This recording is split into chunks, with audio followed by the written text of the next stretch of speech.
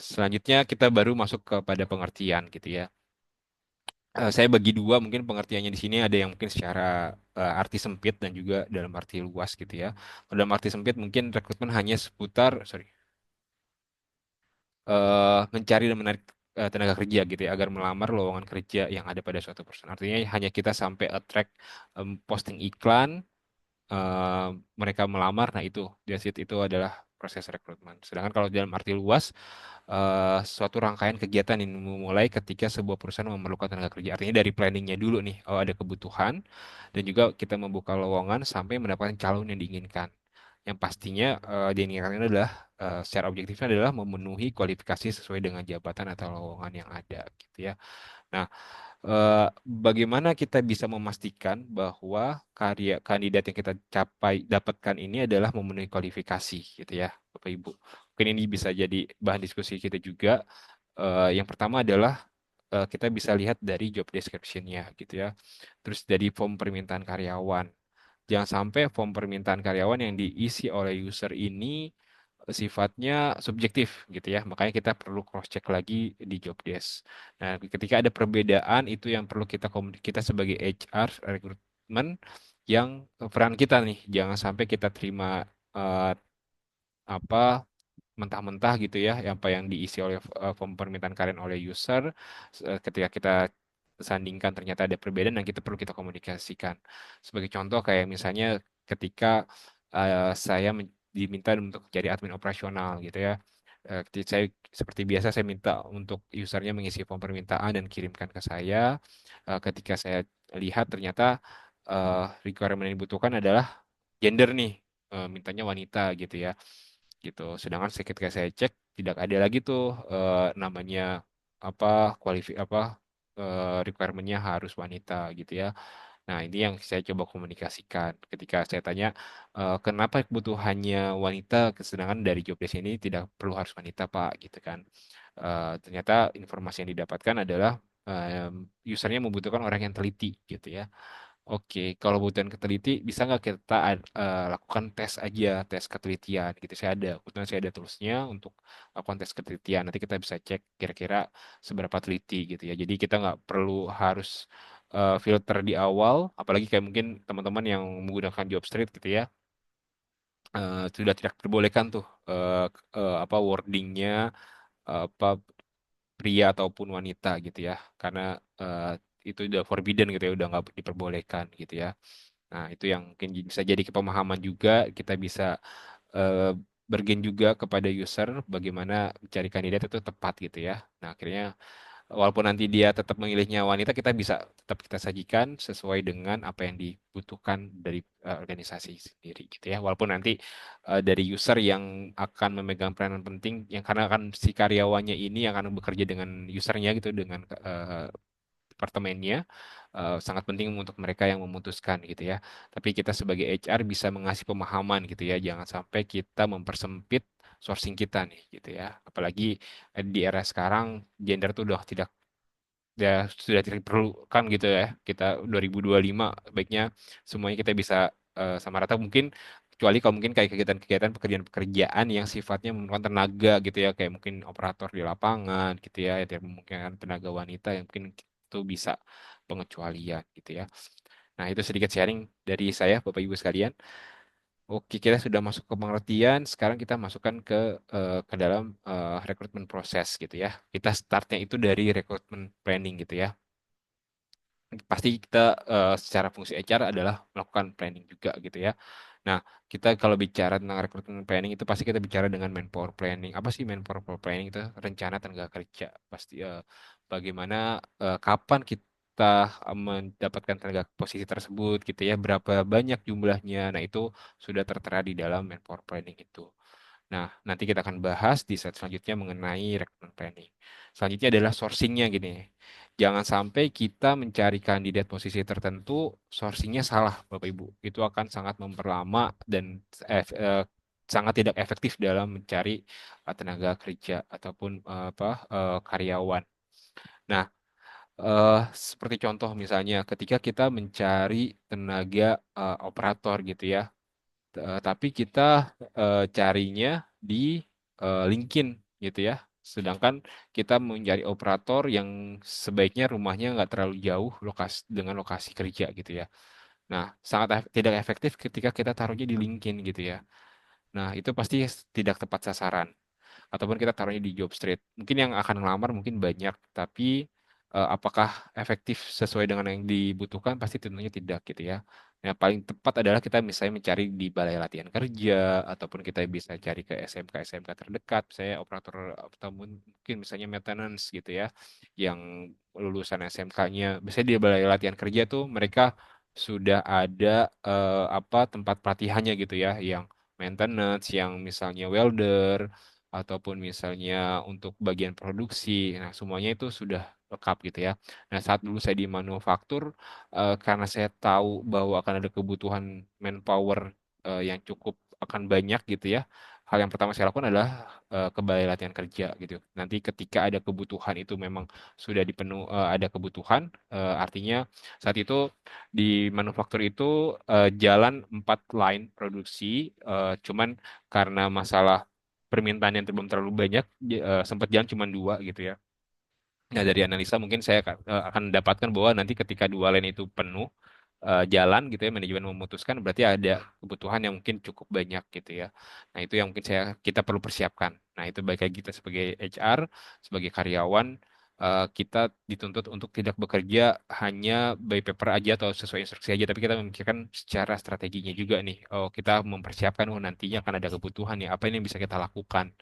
Nah, itu yang mungkin jadi nilai kredit juga nih kita sebagai rekrutmen untuk eh, jalannya roda organisasi gitu. Nah, dari situ kita lakukan seleksi. Nah, seleksinya itu bisa seleksinya secara personality gitu ya, kepribadian, dan juga mungkin seleksi tentang technical gitu ya, hard skill-nya gitu ya. Nah, kalau hard skill kita harus eh, apa koordinasi dengan user terkait gitu ya. Apa aja sih yang mereka akan kerjakan di departemen kalian gitu ya. Kira-kira perlu apa nih yang bisa kita sajikan untuk mereka bisa lakukan gitu ya. Nah, saya banyak ngalami case-case ini seleksi eh, teknikal itu saat di advertising gitu ya. Bagaimana seperti motion graphic menggerakkan gambar yang dari 2 dimensi menjadi bergerak itu ya, pakai After Effect gitu. Nah, itu yang perlu saya koordinasikan kepada user untuk bisa disajikan ketika memang usernya pengennya live mereka untuk ngerjain gitu ya. Jadi bisa tahu nih yang ngerjain itu benar kandidatnya atau enggak gitu ya. Nah, kita sebagai HR membuat semuanya itu eh, sangat efektif gitu ya. Jangan sampai eh, dari segi waktu, dari segi apa yang ingin dicapai goalnya dari usernya itu malah makan waktu yang lama gitu ya. Nah, saya pertanyakan adalah apa yang jadi goal yang ingin eh, apa Bapak pinginin gitu ya. Sebenarnya orang sih santai sih, manggilnya bro-bro aja dulu pas lagi art directornya gitu karena seumuran gitu kan. Ya pengennya sih saya pengen lihat dia pakai aplikasinya tuh langsung gitu ya. Oke, langsung. Jadi berkira-kira berapa menit idealnya bisa dibutuhin. Nah, itu yang kita sudah bikin patternnya dulu. Nanti ketika kita komunikasi kepada kandidatnya sudah bisa jalan dengan efektif gitu ya. Nah, dari seleksi itu kita masuk ke offering. Nah, offering itu yang cukup eh sebenarnya mudah-mudah gampang gitu. Serius, mudah-mudah gampang, mudah semua ya. Gampang-gampang susah gitu ya. Tapi gampangnya harus lebih banyak gitu ya. Karena memang yang jadi concernnya jangan sampai kita salah menerjemahkan apa yang mereka dapatkan, apa yang mereka ekspektasikan gitu ya. Jangan sampai kita komunikasikan salah kepada manajemen gitu ya. Apakah mereka saat ini dapatnya gross ataukah net gitu ya, dan ekspektasinya dia apakah gross atau net itu jangan sampai salah tafsir. Dan juga netnya ini kadang-kadang setiap perusahaan punya pengertian yang masing-masing berbeda, Bapak Ibu sekalian. eh, saya pernah dapetin perusahaan yang menganggap bahwa net itu cukup pajaknya aja yang dibayarkan, tapi kayak BPJS TK dan tenaga kesehatan itu sesuai dengan regulasi, artinya 1% ditanggung perusahaan, 3% ditanggung untuk BPJS Kesehatan, 3% ditanggung oleh, sorry, 3% untuk BPJS Tenaga Kerja ditanggung oleh karyawan, jadi potongannya 4%. Nah, kalau memang Bapak Ibu di perusahaannya itu menganggap apa menerapkan hal yang sama, jangan sampai salah mengkomunikasikan kepada karyawannya gitu ya. Karyawannya ternyata di perusahaan yang saat ini netnya itu eh, me- nggak perusahaannya yang saat ini menganggapnya bahwa net itu benar-benar semuanya ditanggung perusahaan gitu ya. Jadi nggak ada potongan sama sekali dari dari perusahaan kepada karyawan yang diterima benar-benar take home pay. Nah, jangan sampai hal itu menjadi miss gitu ya, karena dampaknya sangat cukup signifikan gitu ya. Mungkin terkait proses akhirnya terkait komunikasi yang salah kepada manajemen.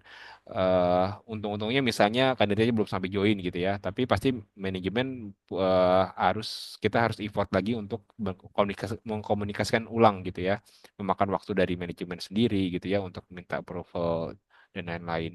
Dan terburuknya adalah misalnya karyawannya udah join, ternyata pas dia terima gaji nggak sesuai dengan apa yang mereka harapkan gitu ya. Makanya sangat penting semua yang sudah sepakati itu ditulis dituangkan dalam letter of offer atau offering letter gitu ya. Oke, nah dari situ baru kita melakukan placement, bagaimana kita komunikasikan pada user, kira-kira oh kandidatnya akan joinnya bisa tanggal sekian, kita akan set duduknya di mana gitu ya. Terus apa aja yang harus kita siapkan, kayak misalnya di perusahaan saya yang saat ini, semuanya sudah apa tidak ada KP apa go green gitu ya. eh, Semua karyawan harus membawa mug sendiri gitu ya, tapi kita sudah mempersiapkan untuk apa kopinya, kita air minumnya semuanya sudah siap. Jadi tapi mereka cukup bawa mugnya aja. Jadi itu yang diemailkan kepada dari admin saya kepada karyawan yang akan join gitu ya. Dan juga nanti dipersiapkan juga nanti juga akan diemailkan bahwa nanti eh, emailnya adalah sekian ini gitu ya, dan nanti akan diaktifasi pada hari H pertama gitu ya. Nah, itu sangat penting tuh hal-hal yang seperti aktivasi tools, email, misalnya mereka pakai aplikasi tertentu, ya itu di set jangan di hari H dadakan gitu ya. Jangan sampai karyawannya itu masuk harus masih menunggu lagi laptopnya di setting dulu lah. Ininya apa aplikasi sistemnya harus diaktifasi dulu sama IT-nya gitu ya. Nah, itu yang perlu di timingnya harus disesuaikan gitu ya. Jangan pastikan ketika karyawan itu join, kita udah benar-benar seperti merangkul karyawan itu, diajak dilakukan onboarding, induction training, diperkenalkan kepada tim dan yang akan relate kerjasama dengan mereka siapa aja gitu ya.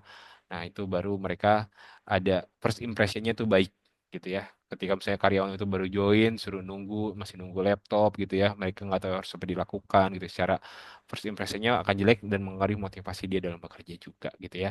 Walaupun sebenarnya hal yang sangat sederhana sebenarnya seperti ya, masa sih sampai terpengaruh gitu, tapi ketika kita jadi karyawan pasti akan ngerasakan hal yang ini apa yang harus saya lakukan ya gitu ya, pasti akan, sedangkan dia di target 3 bulan harus achieve sebagai secara performance-nya. Nah itu hal yang mungkin jadi masukan yang mungkin kita bisa diskusikan juga Bapak Ibu sekalian.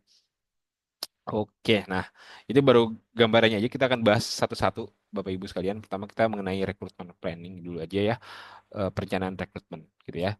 Nah, pertama kita adalah identifikasi dulu nih kebutuhan, tentukan jumlah dan jenis posisi yang dibutuhkan serta kapan posisi tersebut harus diisi. Nah, artinya kayak contoh ketika di Cortex ini perusahaan saya saat ini kebutuhan karyawan itu sudah di set dari tahun 2023 akhir untuk 2024 kita bicarain dari 2024 ya. Nah, di awal 2024 itu ditetapkan oleh manajemen jumlah manpowernya dari Januari sampai Juni itu berapa, oh nanti di Oktober berapa, nanti sampai di Desember berapa gitu ya. Nah, nanti seperti di sana ketika Oktober itu sudah diplanningkan bahwa nanti di Oktober itu ada fase testing namanya gitu ya. Kita membutuhkan QA atau tester yang cukup banyak gitu ya. Makanya di bulan Oktober kemarin saya hire cukup banyak kandidat karyawan untuk di hire. Oh, ternyata kebutuhannya itu hanya sampai 6 bulan fase testing karena nanti di awal tahun ini sudah tidak terlalu banyak fasting karena sudah go live gitu ya. Nah, artinya berarti sudah bisa direncanakan juga nih. Oh, ternyata berarti kebutuhannya nggak usah diangkat karena ini based on project gitu dan kebutuhannya hanya 6 bulan. Berarti kita cukup kontraknya 6 bulan gitu ya. Jadi kita spesifik itu untuk menentukan masa kerjanya gitu ya. Apakah kontrak atau probation gitu ya dari sesuai dengan kebutuhan. Nah, MPP ini nggak hanya bicara tentang penambahan karyawan, Bapak Ibu sekalian, tapi juga tadi pengurangannya juga gitu ya. Oh, ternyata kebutuhannya hanya sampai kapan